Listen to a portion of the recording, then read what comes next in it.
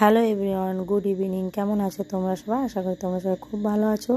তো নতুন একটা ভিডিও নিয়ে চলে এলাম তোমাদের সামনে। আর এখন কটা বাজে জানো? প্রায় 1:30। আর এদিকে দেখো আমার সাথে কে আছে, আমার মা আর সোনালি। তো মা এসছে 2-3 দিন হয়ে গেল, তো আমি কোনো ভিডিও দিতে পারিনি, একটু ব্যস্ত ছিলাম।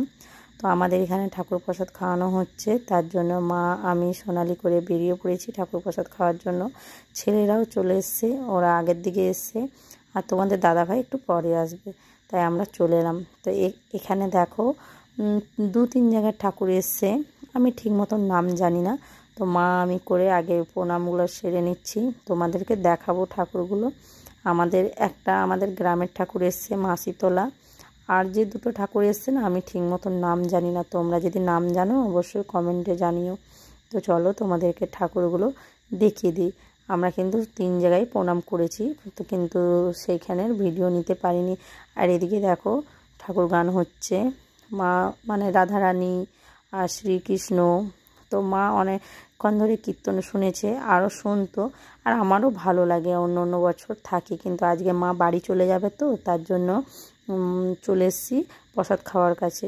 তো ওখানে প্রসাদ খেয়ে দিয়ে বাড়ি যেতে হবে, কারণ মা একটু রেস্ট নেবে, তারপরে তো বাড়ি যাবে।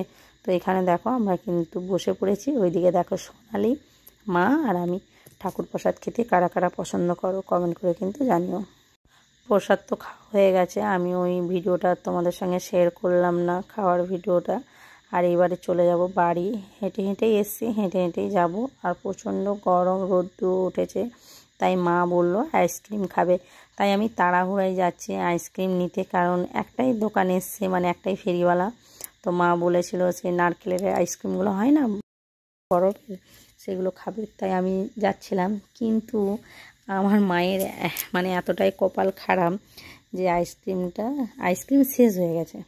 তাই মাকে বললাম তোমার কপালে আইসক্রিম নেই, চলো বাড়ি চলে যাই, সেখানে যেয়ে যদি পাওয়া যায় আসে কিনে দেবো, না হলে আর কি করা যায়।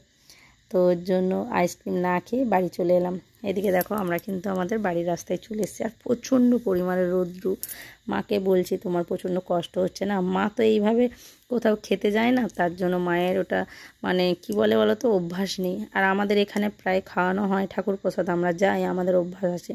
আর এইদিকে আমাদের দেরি দেখে বড় বেটু আর ছোটো বেটু চলে এসছে আমাদেরকে দেখতে, যে মা আর দিদা এখনও কেন আসেনি। তো রাস্তায় আসতে আসতে এত পরিমাণে গরম লাগছে, দেখো এসে একদম পাখা ছেড়ে পাখার সামনে বসে পড়েছি মা আর আমি করে, প্রচণ্ড পরিমাণে গরম।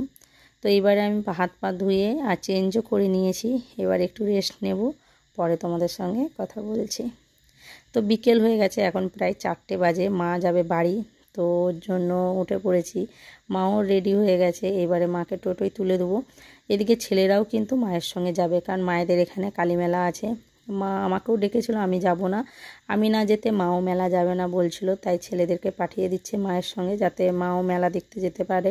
তাই তোমাদের দাদাভাই বলল যে ওদেরকে বাসে তুলে দিয়ে আসতে, তাই ওদের সঙ্গে কিন্তু আমিও যাচ্ছি বাসে তুলতে। এইদিকে একটা ভুল বোঝাবুঝি হয়ে গেছে, মা ভাবছে কি জামাই মনে হয় আমাকেও যেতে বলেছে, ওর জন্য মাকে বললাম যে তোমাদেরকে বাসে তুলতে যেতে বলেছে, তোমাদের বাড়ি যেতে বলছে না। তো ওই নিয়ে একটু হাসাহাসি হচ্ছিলাম। তো এখানে দেখো আমাদের এখানে কিন্তু বাস স্ট্যান্ডে চলে এসেছি, ওদেরকে বাসে তুলবো। তো ছেলেরা দেখো এত পরিমাণে বোর হচ্ছে, কারণ ওরা তো বাসে খুব কম যায়, বাইকে যায়, তার জন্য। ছোট ছেলে তো দাঁড়িয়ে থাকতে থাকতে বিরক্ত হয়ে গেছে, আমার কোলেই উঠে পড়লো। তো ওকে একটু কোলে নিচ্ছিলাম, কারণ ও বিরক্ত হয়ে গেছিলো, তার জন্য, তাই একটু নিয়ে নিলাম আর কি। তো ওরা সব বাস পেয়ে গেছে, ওদেরকে পাঠিয়ে দিয়েছি বাড়ি। তো আমার খুব মনটা খারাপ, ছেলেরা চলে গেছে, কিছু করার নেই, ওরা তো বড় হচ্ছে আস্তে আস্তে, তাই ওদেরকে তো ছাড়তে হবে। তো চলো ভিডিওটা এখানে অবধি, ভালো লাগলে অবশ্যই লাইক কমেন্ট শেয়ার করো। Tata, bye bye.